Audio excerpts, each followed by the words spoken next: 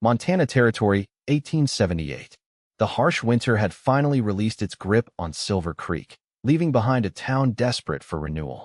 22-year-old Charlotte Prescott stood in the sheriff's office, her fingers nervously twisting the worn fabric of her blue calico dress as she stared at the eviction notice in her trembling hand. One day, Sheriff Mills repeated, adjusting his badge. "That's all Mr. Daniels is giving you. His patience ran out with your father's gambling debts."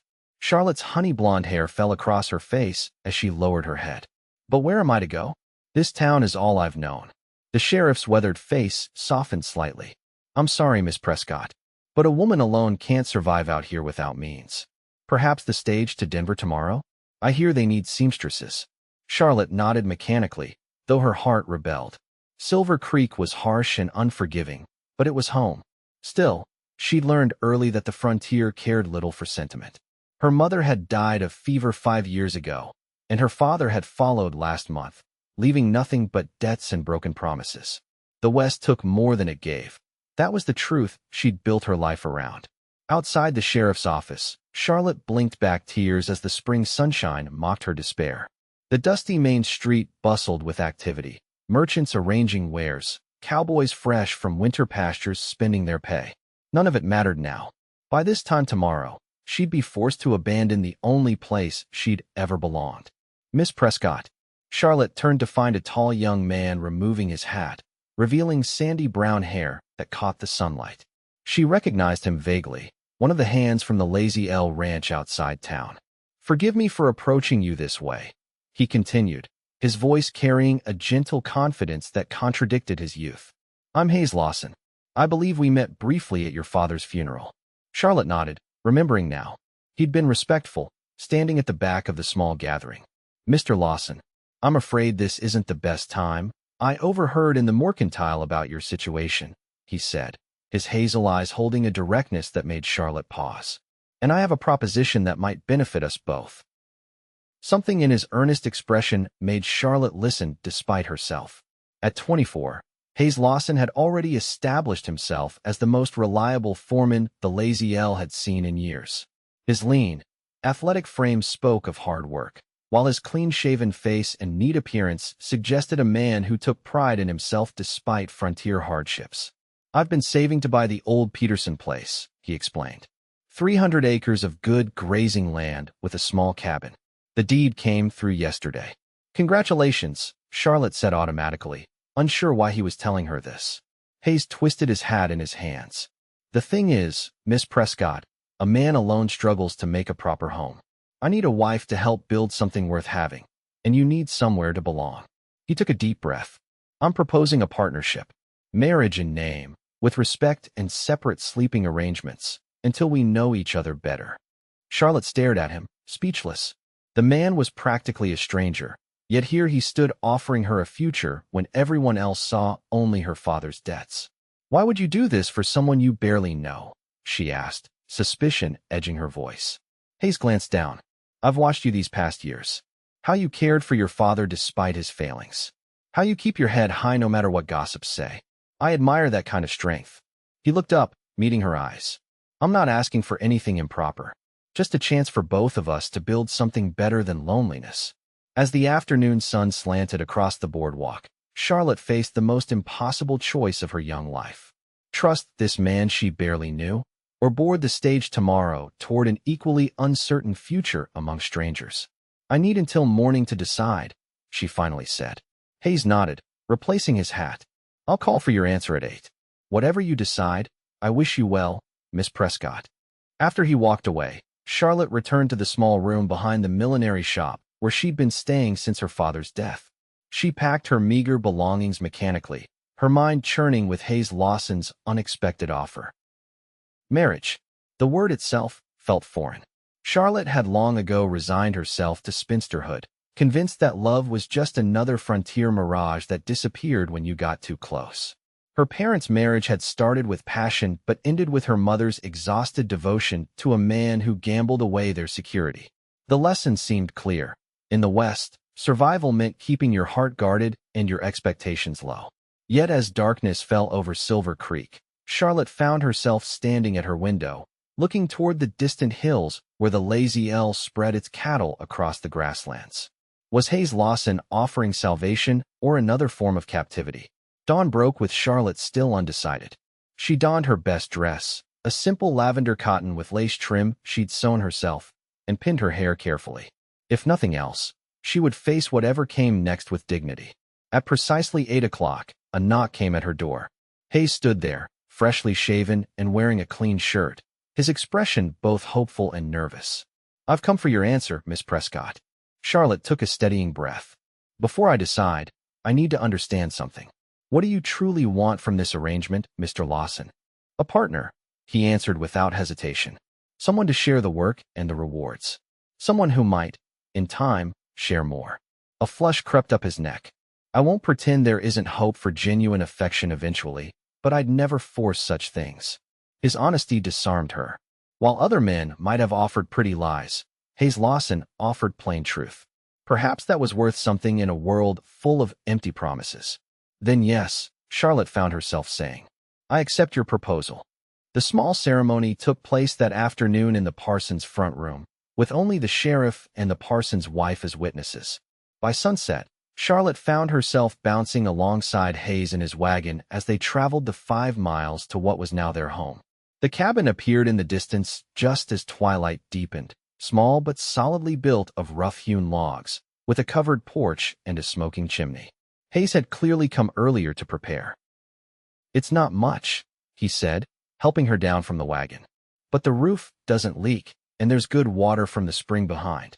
Charlotte followed him inside, where a fire crackled in the stone hearth.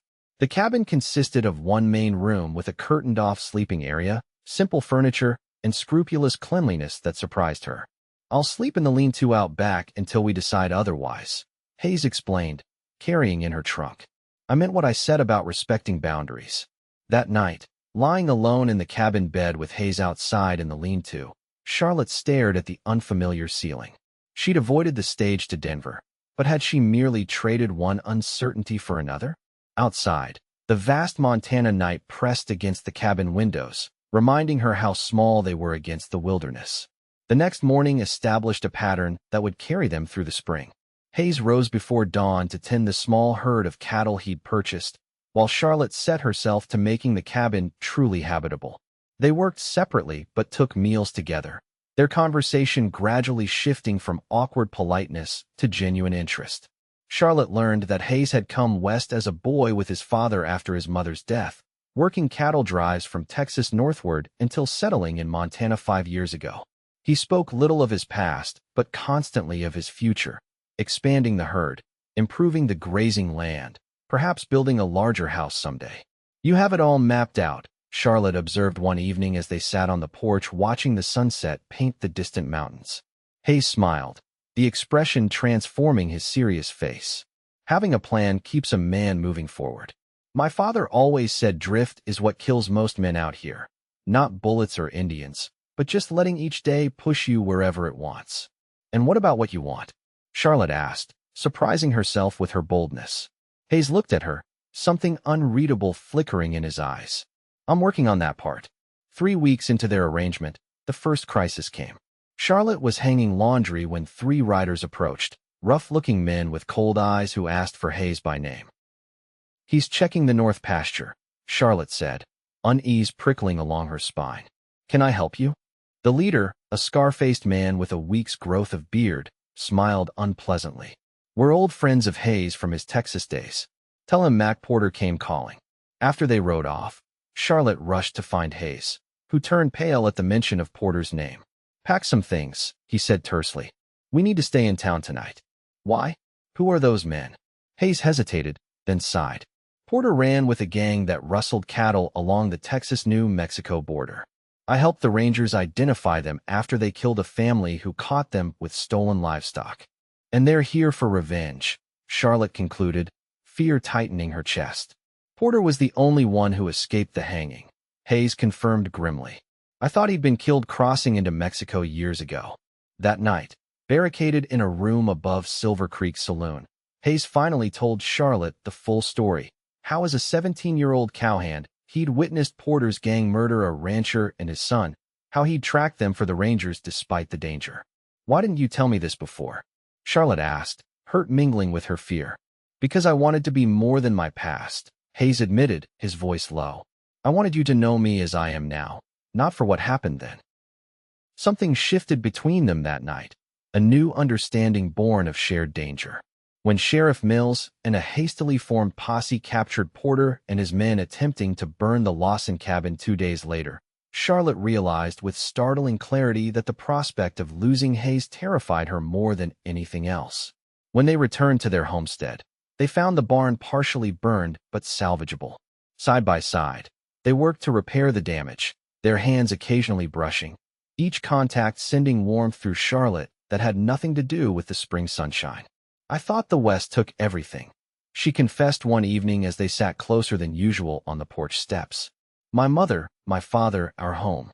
I convinced myself that expecting anything more than mere survival was foolishness." Hayes reached for her hand, his calloused fingers gentle against hers. "Perhaps we've both been wrong about what's possible out here." Their first kiss came naturally after that, tentative at first, then blooming with a sweetness that left Charlotte breathless. That night, Hayes moved from the lean-to into the cabin, though he still maintained his gentleman's distance, sleeping on a pallet near the hearth. As spring melted into summer, their ranch began to prosper. Hayes's careful management of the small herd promised a good profit by fall, while Charlotte's vegetable garden thrived. They expanded the chicken coop, traded for 2 milk cows, and slowly, the partnership of convenience transformed into something neither had dared hope for. Then came the letter that threatened everything. Charlotte found it when she rode into town for supplies, an official-looking envelope addressed to her at the general store. Inside was a notice from a Denver law firm representing Thomas Daniels, Silver Creek's wealthiest citizen. "Mr. Daniels has uncovered additional promissory notes signed by your late father," the letter stated coldly. "As his sole heir, you are responsible for the considerable sum of $300, payable immediately. Failure to settle this debt will result in legal proceedings against any property you now possess." Charlotte's hands shook as she rode home. $300 might as well have been $3,000, an impossible sum for their fledgling ranch. If Daniels pursued his claim, they could lose everything Hayes had worked for. She couldn't bring herself to tell him that night, or the next. Instead, she wrote to the lawyer, explaining her circumstances and begging for time. The response came swiftly and mercilessly. Daniels would accept nothing less than full payment within 30 days. Hayes discovered the truth when he found Charlotte weeping over the letter in the garden. His face darkened as he read it.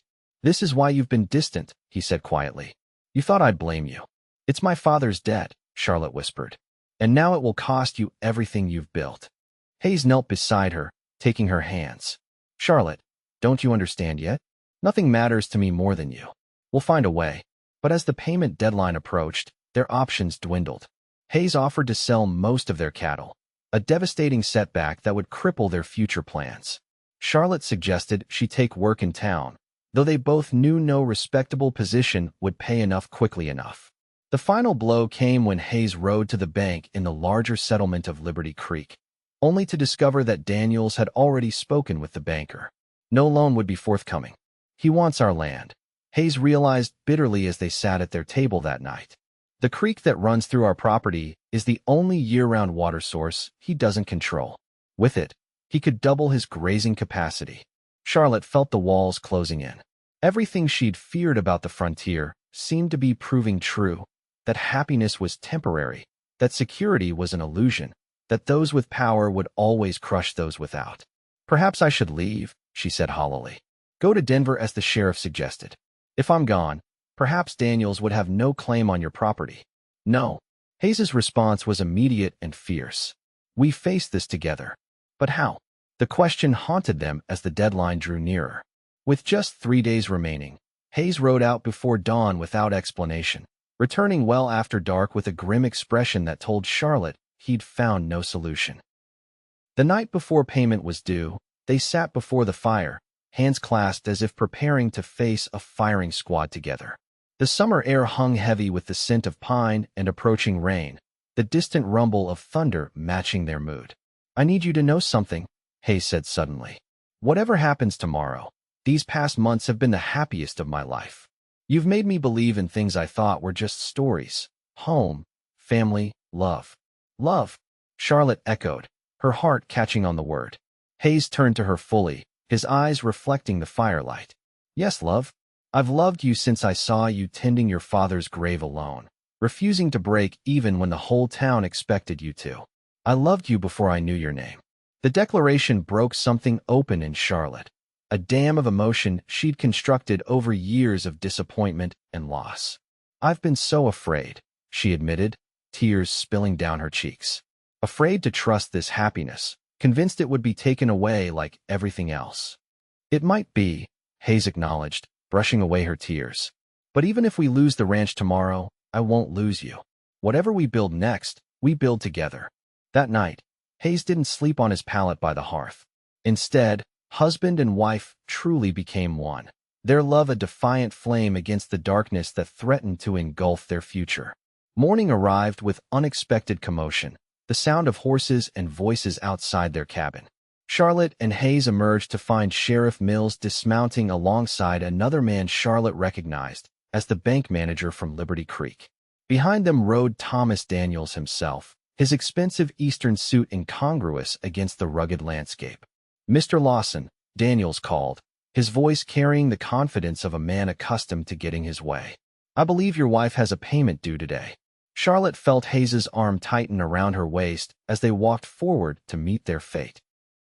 Before any transactions occur, the bank manager interrupted. I have some information that may be relevant. He pulled a document from his satchel. It seems that several of Mr. Prescott's debts were secured against mining claims he held near Bitterroot. Worthless claims, Daniels snapped. Worked out years ago. Not according to this report. The banker continued, unfolding a telegram. The Northern Pacific Railroad is purchasing land along that corridor for their new spur line.